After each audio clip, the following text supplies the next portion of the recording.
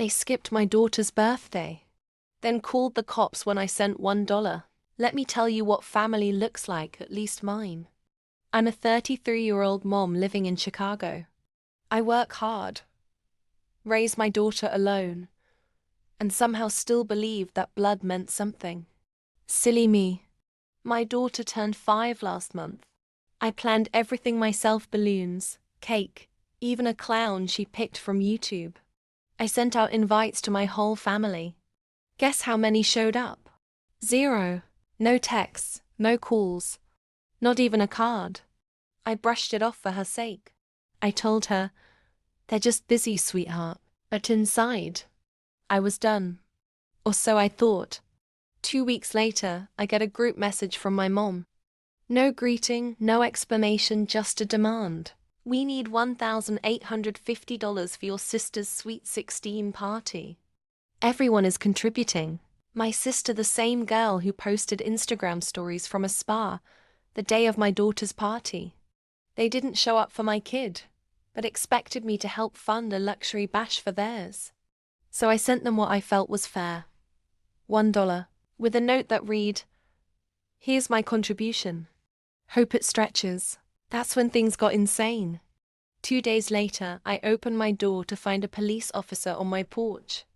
Apparently, my parents had filed a complaint.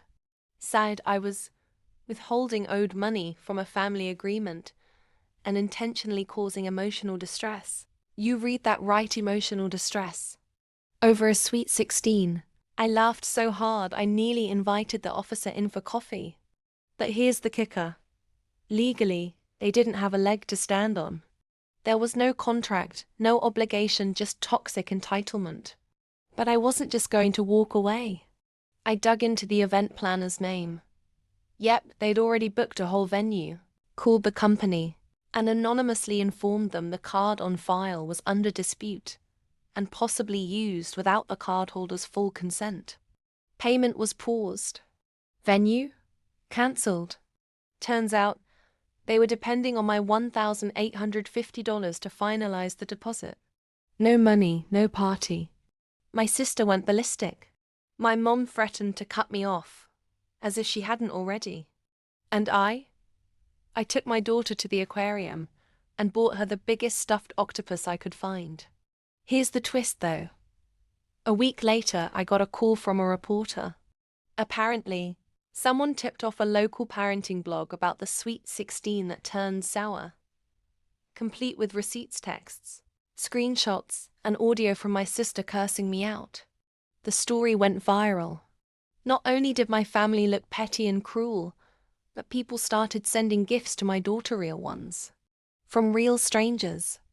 And my sister, she got the birthday she deserved. Forgotten, silent, and very, very sweet.